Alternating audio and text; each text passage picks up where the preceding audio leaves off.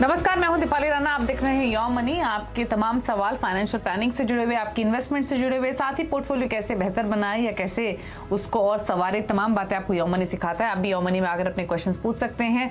तरीका सिंपल सा है, आप अपने सवाल हमें लिख भेजिए। सोशल मीडिया प्लेटफॉर्म्स पर भी, फेसबुक, ट्विटर पर ये शो लाइव जा रहा है, आप देख भी सकते हैं, अपने क्वेश्चन पोस्ट भी कर सकते हैं #AskAwaz योर मनी लिखकर। साथ ही हमारा व्हाट्सएप नंबर है 7045220000। इसके अलावा आप yourmoney@nw18.com पर ईमेल भी कर सकते हैं अपने पोर्टफोलियो से जुड़े हुए सवाल।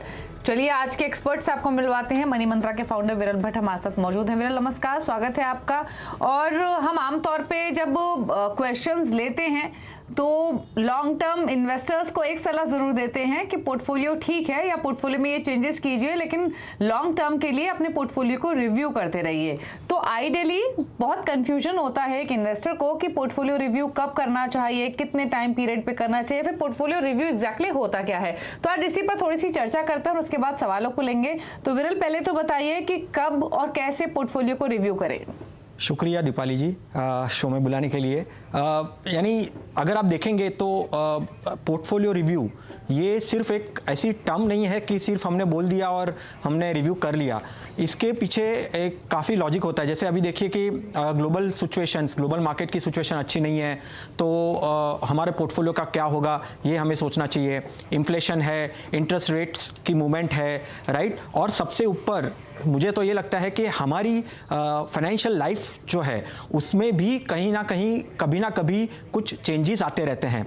तो इतने सारे चेंजेस अगर होते हैं, बाहर के कुछ कारण हो सकते हैं, हमारे फाइनेंशियल लाइफ के कुछ कारण हो सकते हैं, तो सारे चीज़ों को ध्यान में रखते हुए साल में एक बार, यानी साल में एक बार, और ये साल की शुरुआत है तो मुझे तो लगता है कि ये काफ़ी अच्छा वक्त है कि जहाँ पे हमको पोर्टफोलियो रिव्यू करना चाहिए। अभी उसमें मुझे ऐसा लगता है कि ऐसे 6 रीज़न्स हैं, ऐसे 6 कारण हैं जो हर एक निवेशक को जानने चाहिए, समझने चाहिए। और ये 6 ऐसे कारण हैं कि जो आपको पोर्टफोलियो रिव्यू में हेल्प कर सकते हैं। सबसे मेरे हिसाब से सबसे पहला है कि आपको रिव्यू के वक्त ये देखना चाहिए कि जो आपके गोल्स आपने निश्चित किए थे, अपने फाइनेंशियल गोल्स जो आपने निश्चित किए थे, वो उसके अलाइंड है कि नहीं, यानी उसके साथ आपका जो पोर्टफोलियो आपने बनाया है इन्वेस्टमेंट का, वो सही जा रहा है कि नहीं जा रहा है। तो सबसे पहला है कि आपका जो पोर्टफोलियो है वो आपके फाइनेंशियल गोल के साथ अलाइंड है कि नहीं।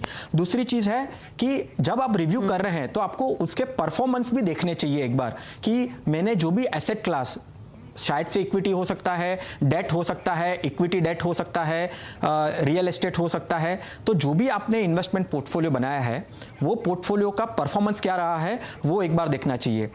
जब आप पोर्टफोलियो परफॉर्मेंस देख रहे हैं तो मुझे लग रहा है कि तीसरी चीज़ जो आपका एसेट एलोकेशन है, कि ऐसे कुछ चेंजेस हुए होंगे आपके फाइनेंशियल लाइफ में। जैसे मान के चलो ऐसा एक कोई गोल होगा, फाइनेंशियल गोल जो आने वाला रहेगा और शायद से वो आपको उसको पोस्टपोन करना है, तो आपका एसेट एलोकेशन अगर डेट में ज़्यादा है तो डेट का कम करना होगा, और इक्विटी का कम है तो इक्विटी का ज़्यादा करना होगा। तो इसको कैसे कहते हैं कि जो आपका एसेट एलोकेशन है उसको एक बार आप चेक करिए। फिर अनड्यू रिस्क, यानी कोई भी ऐसे रिस्क मत लीजिए आपके पोर्टफोलियो से। बहुत बार ऐसा होता है कि गोल की, जैसे सपोज अवधि आपने ऐसे सोची है कि 5 साल है, बट कुछ कारणवश वो 5 साल की अवधि 3 साल हो गई, और मार्केट अगर अच्छा लग रहा है, इक्विटी मार्केट में आपको लगता है कि मुझे ज़्यादा रिटर्न मिल सकता है तो मैं इक्विटी शिफ्ट कर लेता हूं। ऐसे नहीं होना चाहिए, अननेसेसरी रिस्क मत लीजिए। पहले आपकी पोर्टफोलियो की पोजीशन समझिए, सिचुएशन समझिए, और फिर वो रिस्क लीजिए। फिर अगर कोई पोटेंशियलिटी है रिटर्न्स को बढ़ाने की, जब आप रिव्यू करते हैं तो ऐसा देख सकते हैं कि जो हिसाब से मार्केट चल रहा है, मेरा पोर्टफोलियो वो हिसाब से रिटर्न्स दे रहा है कि नहीं दे रहा है। अगर नहीं दे रहा है तो पहले देखिए कि वो रिटर्न को मैं कैसे बढ़ा सकता हूं।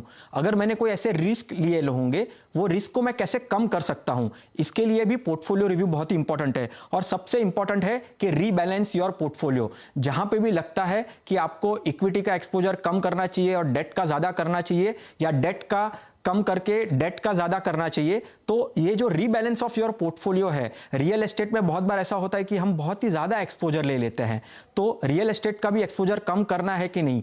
गोल्ड अगर फेवरेबल है, अगर मार्केट अगर कह रहा है कि गोल्ड की पोजीशन मुझे लेनी चाहिए, गोल्ड में इन्वेस्टमेंट बढ़ाना चाहिए क्योंकि वो रिटर्न ज्यादा दे सकता है, तो गोल्ड को भी अपने पोर्टफोलियो में ऐड करना चाहिए।